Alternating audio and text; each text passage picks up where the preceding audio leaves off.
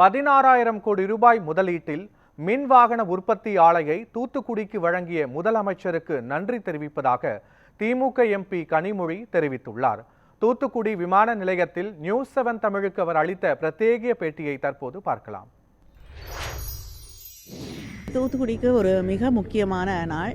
அது மட்டும் இல்லாமல் இங்கே தென் மாவட்டங்களிலே இருக்கக்கூடிய இளைஞர்களுக்கு, இளம் பெண்களுக்கு நான் முதல்வர் திட்டத்தின் வழியாக இப்போ வந்திருக்கக்கூடிய அந்த வின்ஃபாஸ் நிறுவனத்தில் பணியாற்றக்கூடிய அளவுக்கு அவங்களுக்கு ஒரு ஸ்கில் டெவலப்மெண்ட் ப்ரோக்ராமும் கொடுத்து இங்கே இருக்கக்கூடிய இளைஞர்களுக்கு, இளம் பெண்களுக்கு வேலைவாய்ப்பை உருவாக்கக்கூடிய வழிவகையாகவும் இது இருக்கிறது. இந்த ஒரு இன்வெஸ்ட்மெண்ட் மட்டும் இல்லை, இன்னும் நிறைய தூத்துக்குடிக்கு முதலீடுகளை கொண்டு வருவதற்காக தொடர்ந்து நடவடிக்கைகள் எடுக்கப்படும் என்று முதலமைச்சர் அவர்கள் தெரிவித்திருக்கிறார்கள். முதலமைச்சர் அவர்களுக்கும் இண்டஸ்ட்ரீஸ் மினிஸ்டருக்கும் எங்களுடைய நன்றியை தெரிவித்துக் கொள்கிறேன்.